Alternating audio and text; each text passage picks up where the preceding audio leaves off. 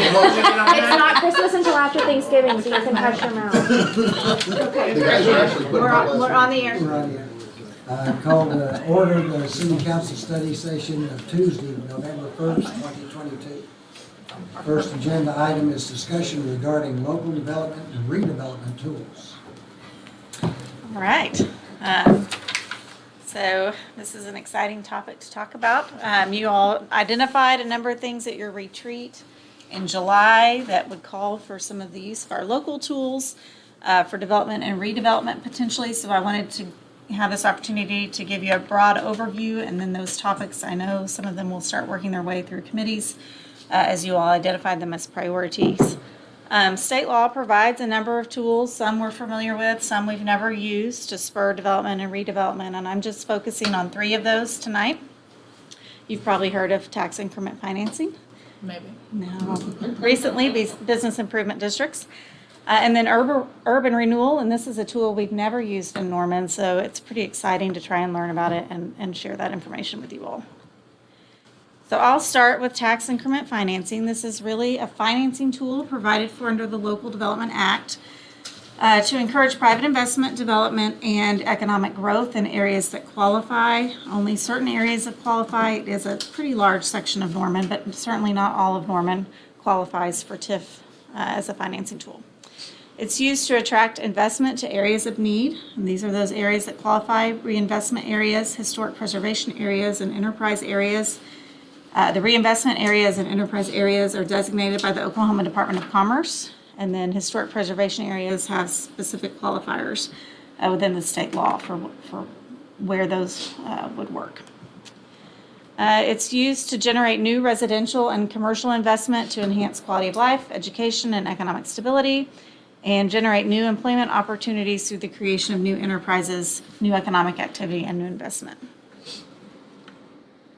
So typically, you create a TIF to fund public infrastructure or other project plan components. You take the taxes generated by private investment in that area. You use your public investment or your public improvements to encourage some of that investment.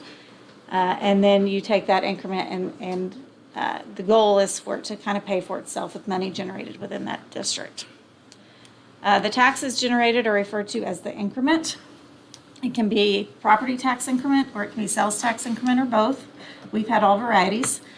And the availability of this as a tool depends on the likelihood that making the public investment and project plan components upfront will encourage that private investment on the back end to pay for those public improvements.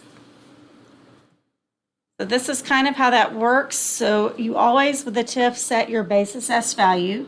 So you don't take value that already exists and use it for increment. And whatever growth you see over the life of the TIF over that base assessed value is what you can use to fund project cost. It doesn't have to be 100% of that. We certainly have not done 100% of that in some of our TIFs.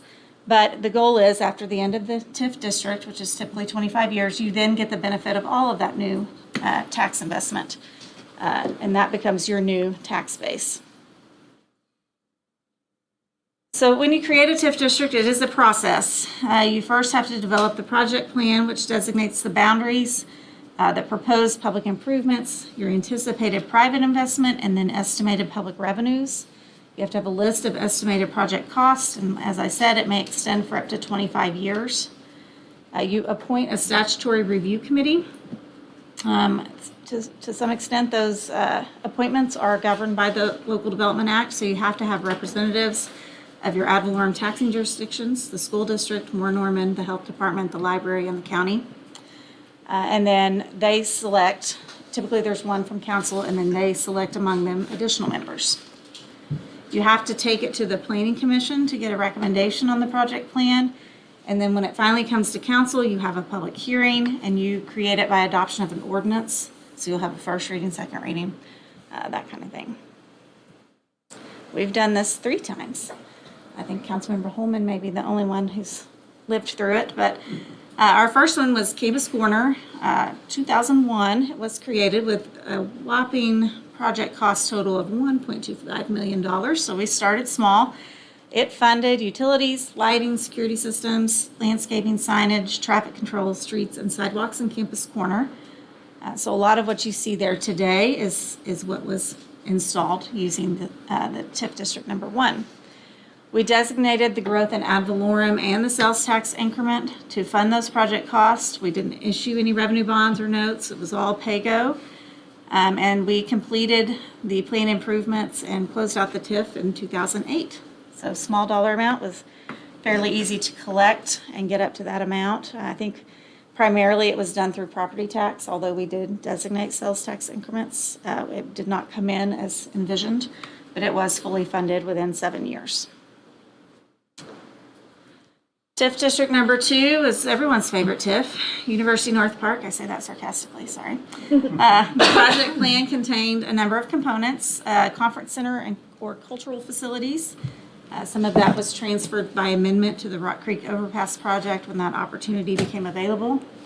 Other traffic and roadway improvements, this is what funded the Robinson and I-35 crossroads improvements that recently opened, as well as a number of other improvements.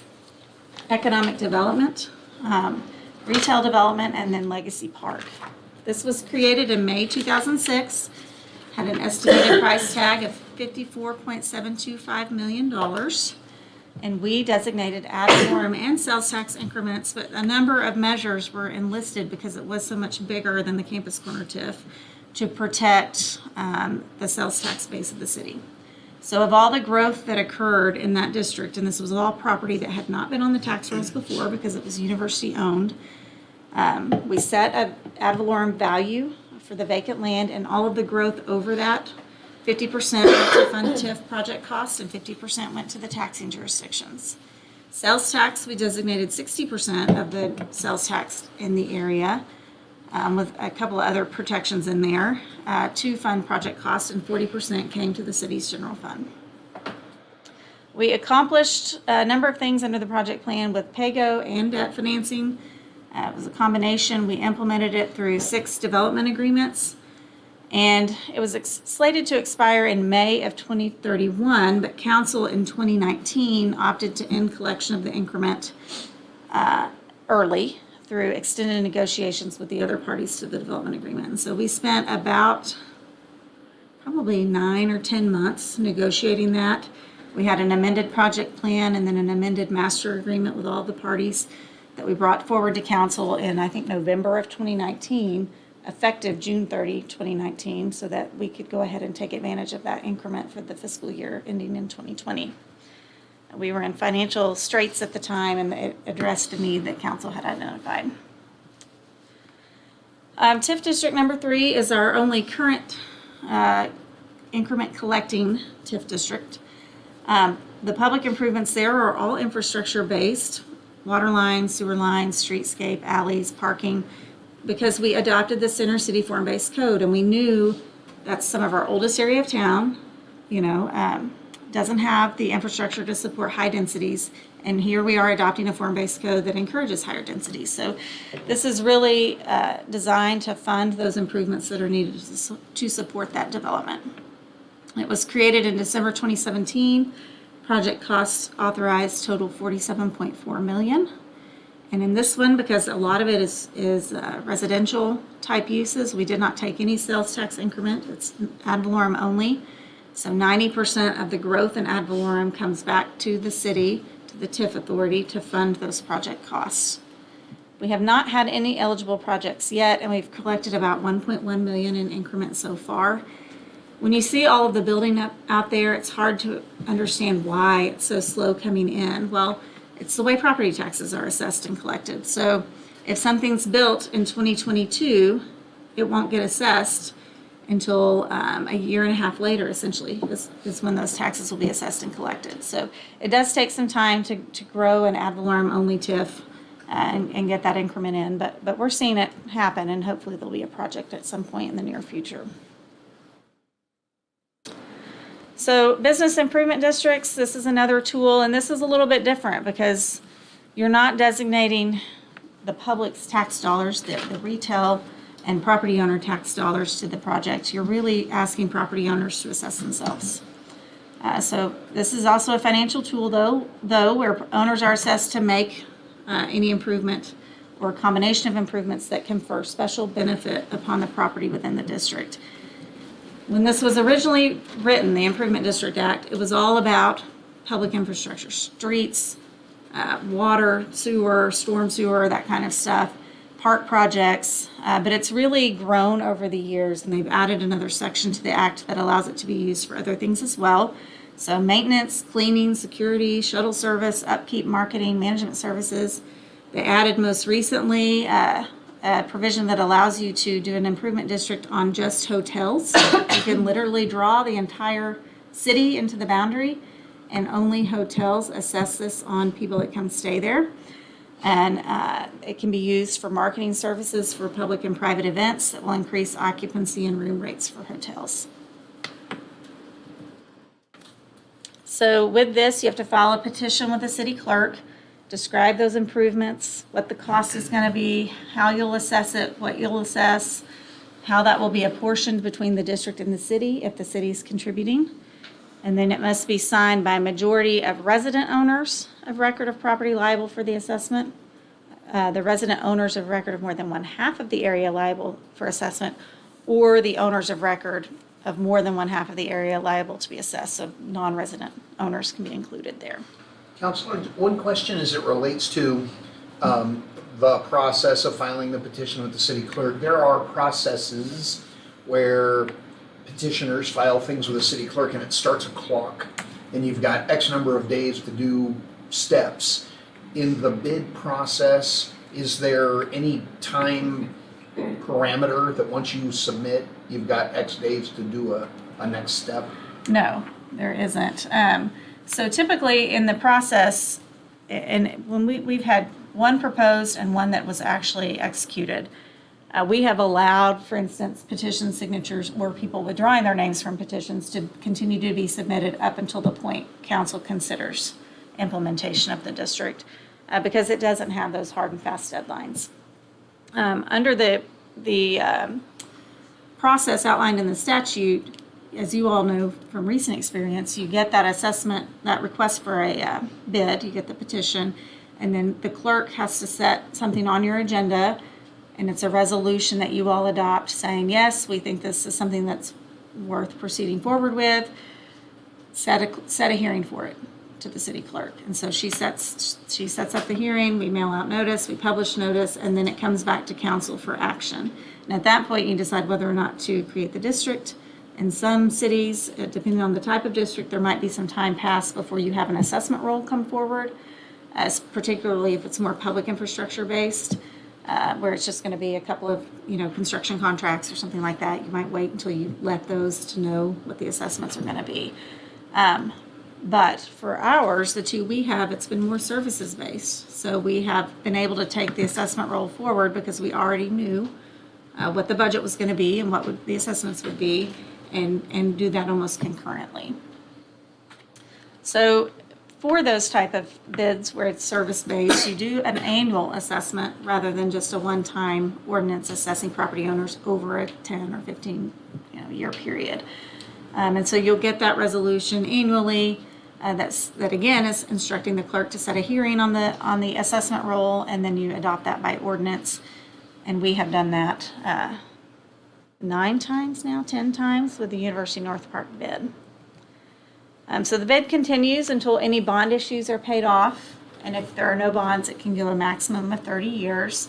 You typically specify the length of the bid in the petition, and of the proposed one we've had and of the one we've actually executed, both were for 10 years. And that kind of gives you the opportunity to look at it and see, is it effective? Is this something that property owners want to continue to do? So our existing one bid here is the University North Park bid. As I said, it was created in September of 2014. It will expire in September of 2024. And it really is a public and private partnership. The city opted to contribute UNP TIF increment funds in the amount of $900,000 over the first 8 years of the bid. And we did that to allow additional development to occur so that the cost of maintaining Legacy Park and the trail system could be spread out over more developed property owners. Over that same 10 years, those property owners will be contributing $1.1 million. And as I said, it's primarily used to maintain Legacy Park, Legacy Trail. Funds were also used to contribute to the entrance into the development at Robinson, and there is one for Tecumseh where the funds have been set aside for. So I know that this one will expire in September of 24. Do you believe that this is going to continue? Is that how we're going to continue to fund, I guess, maintain Legacy Park and Legacy Trail? We've been talking about that at the bid advisory board. That's something that we would like to see happen. I have not heard of anyone starting a petition yet, but that's something we continue to talk about. And so we do have that advisory board. We've got city appointees and we've got representatives that are appointed by property owners in the district. So it's a pretty good mix. Dan Quinn chairs it. He was a council member for a long time. And so it's a pretty good group that looks at these funds at least on a quarterly basis and makes recommendations to you all. So if it doesn't continue and someone doesn't come forward with a new petition, then what happens to Legacy Park? And like, would that come under the city, or that would be the responsibility of the developer? Yeah, the city owns Legacy Park and operates it and the trail system, so it would become our responsibility. I will say, and I don't have the number to quote accurately, but we do have budgeted some carryover funds from assessments that we could continue to use to maintain the park for a year or two. Thanks.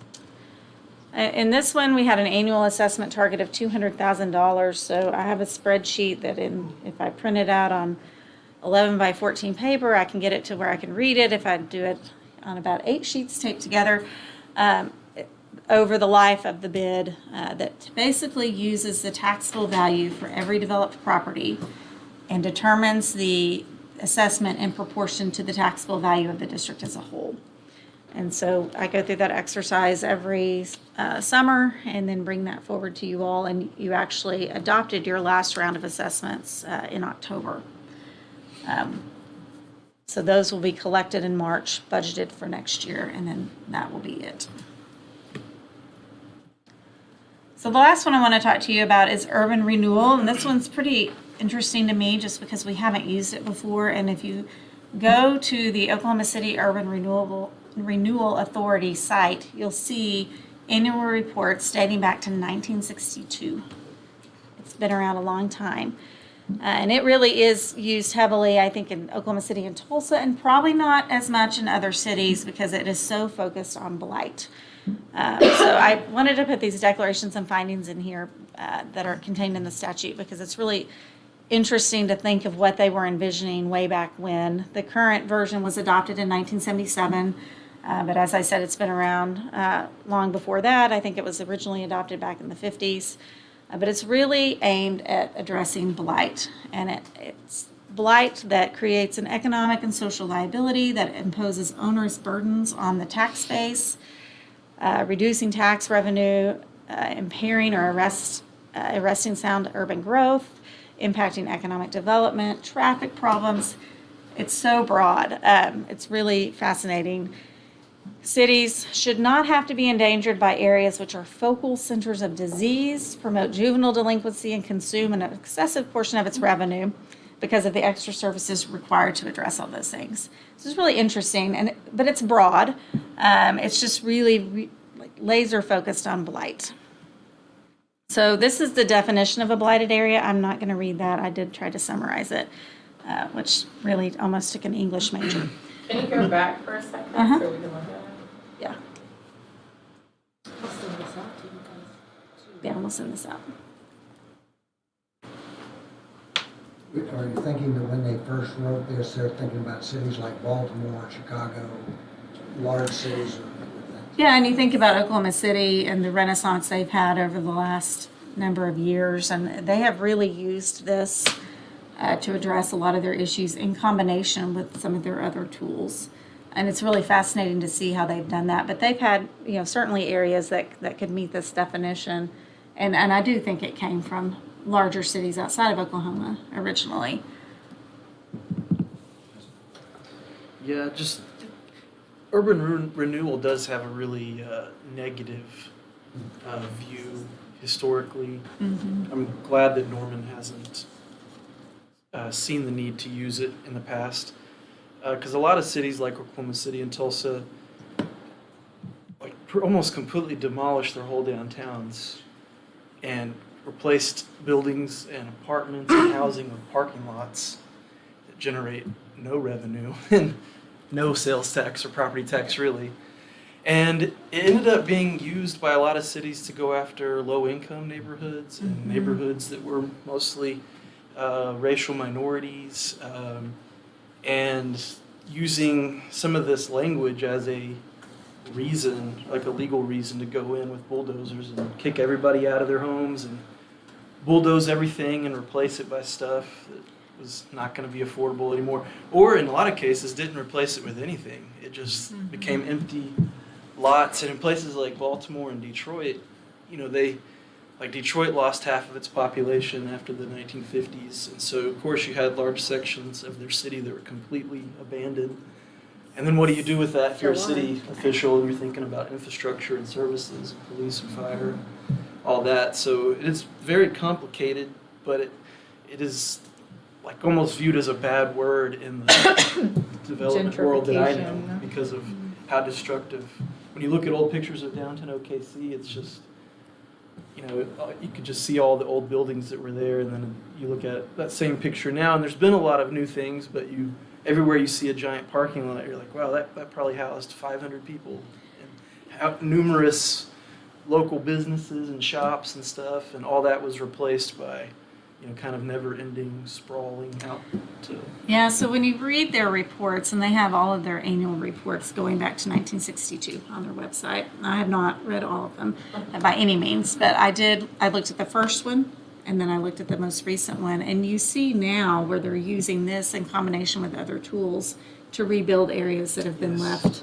And they're doing it for affordable housing. They're doing it for services and things like that. So it is interesting, and I suspect, you know, over time it's kind of been used for different purposes, but it's the same tool, and it can be used for things that are good.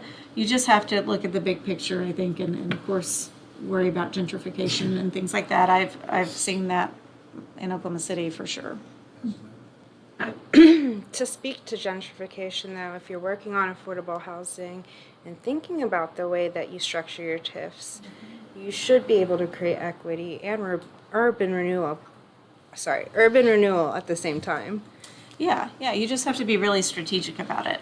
And that's something that if we start using these tools in any meaningful way, we need to be really cognizant of. I mean, like participatory budgeting could be a part of that, like not imposing anything on a community because you've asked them, what do y'all want to see develop in this area? Yeah, and certainly input of the community that's being impacted is really important. I did try to summarize that definition because it is super lengthy, and, you know, like I said, it just almost required an English major. I'm sorry. That definition seems to only have structures on it. It doesn't seem to talk ever to raw land or open lots, does it? It does. It talks about vacant or occupied buildings. So in some of these instances, Oklahoma City, for example, has used it for vacant lots where there was once a building and they're wanting to redevelop it. So it's used there, but oftentimes they're repurposing an existing building or expanding. But it can be in residential or non-residential areas, and you have to have a finding that one or more of these conditions exist. So dilapidation, deterioration, age or obsolescence, inadequate provision for ventilation, light, air, sanitation, open space, improper subdivision or platting of land. That one's pretty interesting to me because I'm not quite sure what they mean.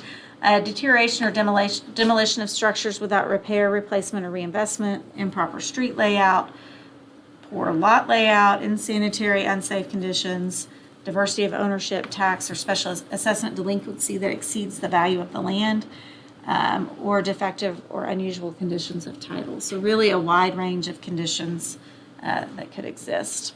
Mr. Mayor, there's a neighborhood, and I'd love to ask Anthony from his historical perspective, a couple of weeks ago, we went to an event in Oklahoma City. And there's a historic school auditorium surrounded by this magnificent newer multifamily housing project. Anthony, in your, Page Woodson. Age Wisdom by the HSC campus. was that, It's an urban renewal project. so as I'm going through that list, and I'm thinking, oh my gosh, I think I Well, sat Age in there Woodson and watched it. itself It's a is whole like high a school. senior center now. And I can imagine, like, if you had It this was a vacant school elementary school. site, that, what a great tool. And it's not, to be surgical and strategic, so nobody is being displaced, you actually turned it into a place with the level of investment in that neighborhood. You're seeing older homes, that have not been maintained, and it becomes a highly desirable neighborhood. When it was, I can only imagine what it looked like before that project came in. I'm sure it was just Well, it was a vacant, it was the third location of Douglas High School, which is the oldest high school in Oklahoma City, continuing in existence in Oklahoma, actually. But yeah, that building stood vacant for about 40 years. It became Woodson Elementary School after it was Douglas High School. And after it stood vacant for 40 years, it was bought by a private developer who was given by Urban Renewal access to all of the surrounding area, about 80 acres of vacant land to develop if he put affordable housing within the school. So yeah, the school, all of the classrooms are now apartments, affordable housing apartments. The auditorium is a public access facility like where this concert was held. And then market rate apartments have been built up all around it. And they're just starting with the fourth phase of it now. beautiful, and I'm sure there's a line of folks waiting to get in. It was amazing to see We that. taught down there. My wife taught down there for a year, Oh my our gosh. first year here. Yep, she won't recognize it now. No, she doesn't. We've been down there. It's Thank you. amazing what can be done, and that's the jewel. It's We call urban renewal urban removal. Yeah. So RoboCop. you take all those conditions and then you have to find that it substantially impairs or arrests the growth of the city and constitutes a substantial liability, or it endangers life or property by fire or other causes. It's conducive to ill health, transmission of disease, mortality, juvenile delinquency, or crime. And because of any of those items, the condition is detrimental to the public health, safety, morals, or welfare. Of course, coming back to our base consideration for everything as a city. So the role of the city in urban renewal is to formulate a workable program. How are resources going to be used? What do we want to address? Where do we want redevelopment to occur? Where do we want rehabilitation to occur? And then begin undertaking those activities to achieve those goals. You, as a city, would receive the urban renewal plans from the Urban Renewal Authority, hold public hearings on them, and take action to approve or reject them. Talks about how you want to make sure you're affording maximum opportunity for those sites to be developed or redeveloped by private enterprise, so bringing in the private tax dollars. And then you could appropriate funds for urban renewal purposes, issue bonds, and you can designate a tax increment allocation district. So urban renewal is not in itself a financing tool, but it has a tool for financing. And this is different from a TIF in that you don't have, under this statutory authority, a project plan. You don't have the same requirements as the Local Development Act. So it's just another way to capture a tax increment. The Urban Renewal Authority, in my mind, authority means public trust. That's not true here. It's created by operation of law. It serves as a separate public body. And this is the closest thing I could find is the Norman Housing Authority to be similar to this. And you all appoint the members of the Housing Authority, but they go and do their business as a separate body. 5 Board of Commissioners are appointed by the mayor with approval of council, and they must have lived in Norman at least 5 years, which is a pretty interesting requirement for these type of projects, pretty unusual. To be activated, you have to adopt a resolution that that declares that this is in the public interest. You find that one or more blighted areas exist in Norman, and then you empower the Urban Renewal Authority to go exercise its powers, and that all of this is necessary in the interest of the public health, safety, morals, and welfare of the residents. The Urban Renewal Authority can employ an executive director, technical experts, other employees, develop those urban renewal plans for designated blighted areas. Those get submitted to the Planning Commission and then to Council. They carry out those plans, and then it has that same language for them, affording maximum authority to rehabilitate or redevelop urban renewal areas by private enterprise. So, because we haven't ever used this before, I wanted to, as I said, look at Oklahoma City and get some recent examples of how they're using this. As I said, they were created in 1962 under the old Oklahoma Urban Redevelopment Law.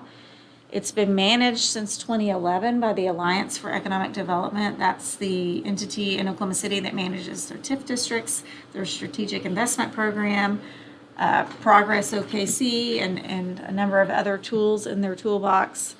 And when you look through all of their projects, there's not a ton of public funding. It's really interesting. But they use a combination of tools to get the deals done. But primarily, from what I can tell, they're using land they've banked over the years. As land has been vacated, they have been able to bank that land over the years, and that's the real incentive I think they're providing in a lot of cases. They have a number of designated urban renewal areas. A lot of these overlap, as I said, with TIF districts, so they sound very similar to the TIF districts, but again, they're just using multiple tools for the same project. So I just chose a couple of projects to look at, and this is all from their final report. They have that all posted on their website. The Civic, this is directly to the south, I believe, of the Civic Center in Oklahoma City. It's a redevelopment project, $7.3 million for a project budget. Only public funding was $350,000 in TIF funds. And they've constructed 34 for sale units in downtown by the Civic Center. And those are just regular units. All are sold as of this year. No units, as far as I can tell, set aside for affordable housing or anything like that.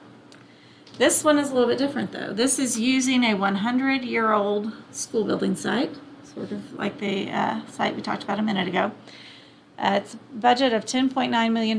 They've partnered with the developer. They're providing $200,000 in TIF funds, $1.1 million in affordable housing GOLT, and I don't recall what that stands for. Funds. Limited tax. Thank you. General obligation limited tax. Home funds, similar to the funds we get, and then tax credits, low-income housing tax credits, federal and state historic tax credits. And they are building 40 units of affordable senior housing. And this one, this is the Farzani downtown development. This is one I found that was a little further along than some of the others that included both retail and residential in one development. It's 3 phases.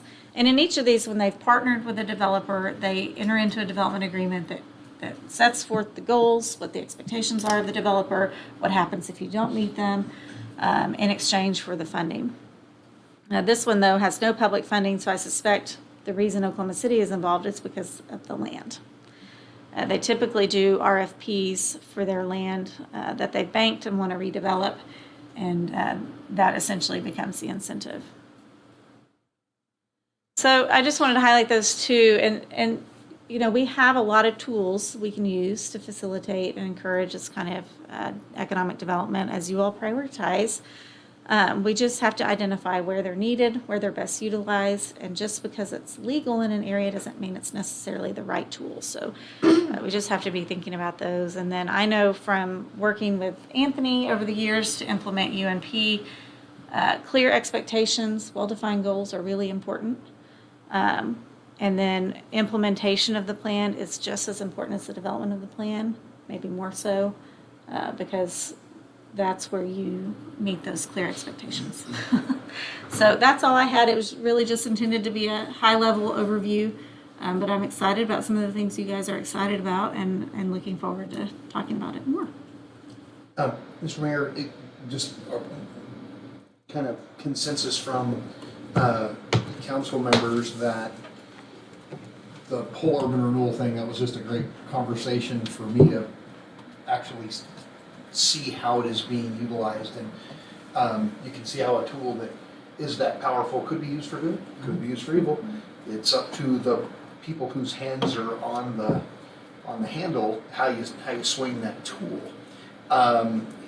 If there are there any tools in this toolbox that you would be opposed to if we saw an opportunity to bring you here's an idea, we think these tools could be applied in this way to help you achieve your goals and objectives? Is that an approach to advance the conversation? I love bid districts. I love urban renewal. I love all of that. Thinking the possibilities we could do. Clearly in Norman, we think the east side, there's vacant buildings, stuff like that. But the only concern that I have is that in these wonderful places that we've seen develop in Oklahoma City, they've outpriced the homeowners. They can't, their property taxes are driven up and they can't afford it, and so they're kind of forced out of the areas. So I would want us to be mindful and make sure that we do that in a way that's not going to run people out because they can't afford to live there anymore. Well, and as the wheels are spinning and Councilmember Holman's perspective of that historical use and why, yeah, there were some bad connotations.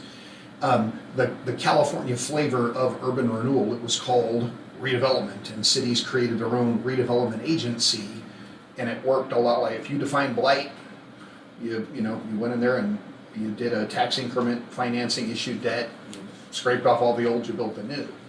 The ability to recognize one of council's top priorities is affordability, to say that, yes, these tools can be applied. How can you demonstrate in this project an affordability component? And it may look different in different applications. And we know that folks in need of affordable housing, sometimes that's single family, sometimes that's multifamily, and sometimes it's an individual, a couple, could be a family of 5, we don't know.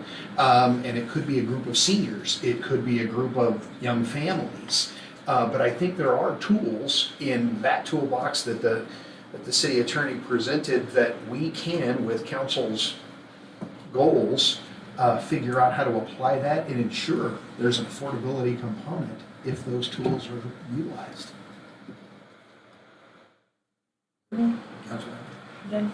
Yeah. Okay.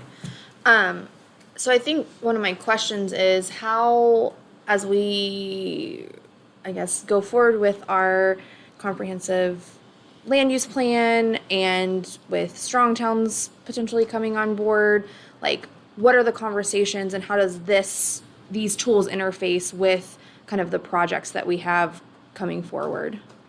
Those will go through for our land use surveys. We'll figure out ideal locations for projects just like this. And that's what we'll bring to you and with you. And obviously the steering committee will go over that as well. And those discussions will start.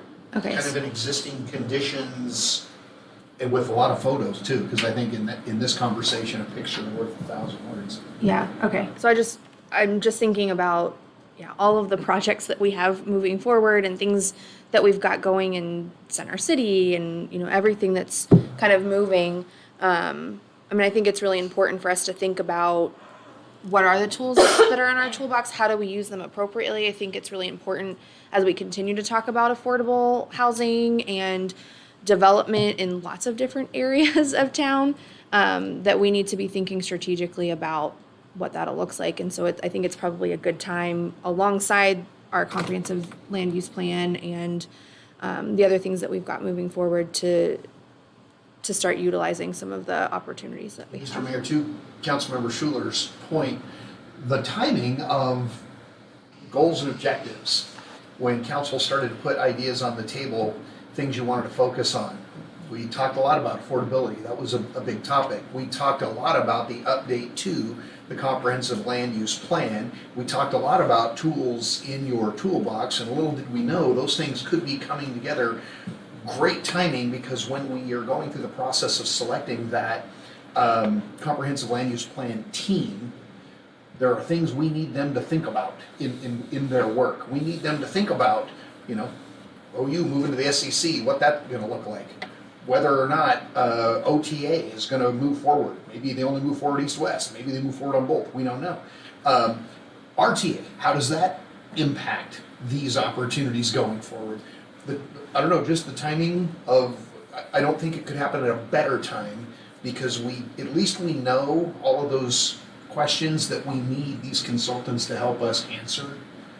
And I can see how these pieces can fit together really, really well in that puzzle. Yeah, so one of the things that I think too is going to be really important with all of this is that we've got some real long-term visioning that's coming forward for our community.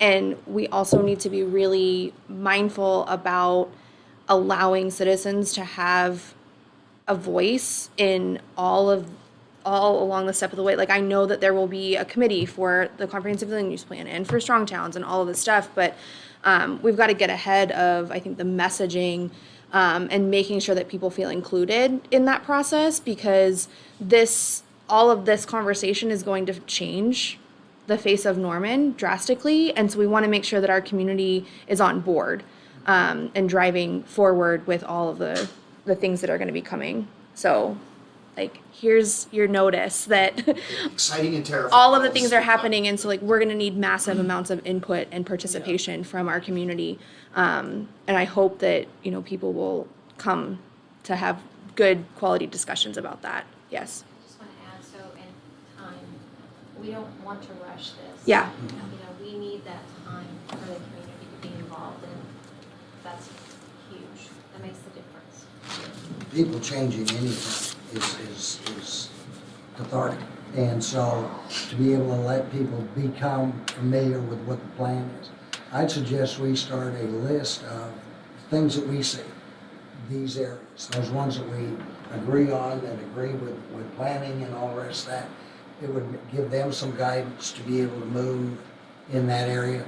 Things that are in the future, we don't know, but obviously all of us know places that we would like to place things, and that would be a good list. Yes, sir. Yeah, the Griffin Yeah. issue comes to mind for sure. It's probably be a good idea for us to pull that plan out and revisit it since it's been a few years. But the same type of tools used on the Page Woods subdivision could be potential out there with the old buildings, with all the empty land that's around them, or in that area, in an area of town that already has infrastructure and services, and it will be entirely infill, whatever happens, if the state decides to move forward with moving it from that location. So that's an opportunity where I think urban renewal could be a good thing without displacing people, without causing problems like that, potentially, if done right. So, but specifically with, I think, in some of those old buildings, being able to potentially turn them into apartments like this old school was, which is just as old as some of those buildings perhaps over there. So that's definitely something I'd like to see us discuss further in regard to that project. And then, yeah, I think about other, I don't know of large blocks of anywhere in the city that are abandoned in Norman, but people talk about that old strip mall on Flood that's kind of falling apart and the walls falling over. That's an opportunity to help in that regard, again, without displacing people, but also can't really have a building that's at risk of falling apart literally on top of people. So, but stuff like that, I think, is a valuable, or is a worthy things to use these types of tools on, and I think we're going to need to, considering the other issues and the Griffin thing, and all the big things we got going on. That's good. I just wanted to speak to something that Councilmember Holman said about infill, and just add, like, quality infill would be great. And I see the discussion around pattern zoning being really helpful in that regard, especially what some of the discussion had been earlier in the year with types of housing or mixed use that could evolve with time. Looked really interesting to me as we move forward with trying to envision what the future might hold. Councilmember Stoddard? So I was curious about or just to kind of play off of what Councilmember Schuler was saying about being transparent and getting input. I think that whenever Councilmember Grant held the town hall to talk about affordable housing, that was a great step. And I know they're going to continue to do that over the next year at least and continue to send out emails and updates. So I think that doing something similar on this level to talk about these things, to bring different people in our community in to, what do you want to see? How would you like to see the east side improved? Councilmember Foreman and I may have ideas. We've gotten input from some people. Most of it's been on social media, I would assume. But to have a town hall, because we get different people that come in here, I think that would be really helpful to not only for us, but to educate the public as well about these things. Because it's great for us to have a meeting here, but this kind of information in a town hall setting, I think would be really helpful as well. In community members who, may drive by a specific shopping center every day and they're Yeah. seeing it and it's just not part of our route. Exactly. So we may not see it, and it's that type of idea about, hey, here's an opportunity potentially. So Yeah. that would be huge. Jane. Hello. Hi. I don't know what cards we have up our sleeve as a city, but do we have any land carrots that we can dangle in front of developers? Kind of like in Oklahoma City that we could leverage? Is there? Looking at Daryl. Yeah, we don't own- Do we? We don't own much that doesn't have a As building Kathleen said, service see, on it. the big difference is that after Urban Renewal raised all those houses, Urban Renewal owned all that land. So that's the carrot that they had that we don't. Yeah, we own a couple of parking lots that, Look, we've been But- developing those puppies lately too. Just saying. Okay, well, to that point, 718 Porter is still on the table, right? And then the town hall thing is great. Speaking to opportunity, once we did that affordable housing one, we were approached by an affordable housing developer, and I'm sure if we're talking about this, we'll catch the eye of some other folks. no doubt about it. Yeah. And communication's key. We've got to build trust. And let people start trusting us because we're communicating well with them and allowing everybody to work. We may disagree, but at least work together to do this. I think we'll have a wonderful product. And it'll be nicer for you in the comprehensive plan because at least you'll have some kind of vision somewhere. Maybe momentary, but That's the benefit of the steering committee, depending on how large it is, but there's also, meetings are public. There'll be a website, I'm sure that the consultants will set up a website for public input and Q&A, and that's how we get so much. Some people don't want to come to meetings, they only want to communicate through social media. Click on the link and see it. We'll ask Tiffany to put together a link in the weekly newsletter that goes out just to bring people back to Catherine's presentation, just so there is recognition. These are things council studying. These are things we're interested in learning more and looking for opportunities to take advantage of the existing legislation to improve the quality of life in Norman, to eliminate those blighted areas. And when Councilmember Holman mentioned that old strip malls that may have gone past their highest and best use, what might that look like in the future? Maybe there are willing property owners saying, maybe I do need to do something different. If there's an opportunity to help spur that along, it'd be good for everybody. But if we look at the engineering design criteria that just came out for stormwater, et cetera, and we look at public input to that, most of the input has been since the thing was published, and then people have different arguments. So, but it's all communication. Any other further questions or comments or inputs? Council, we appreciate you. Yeah. Thank you, Catherine. Thank you.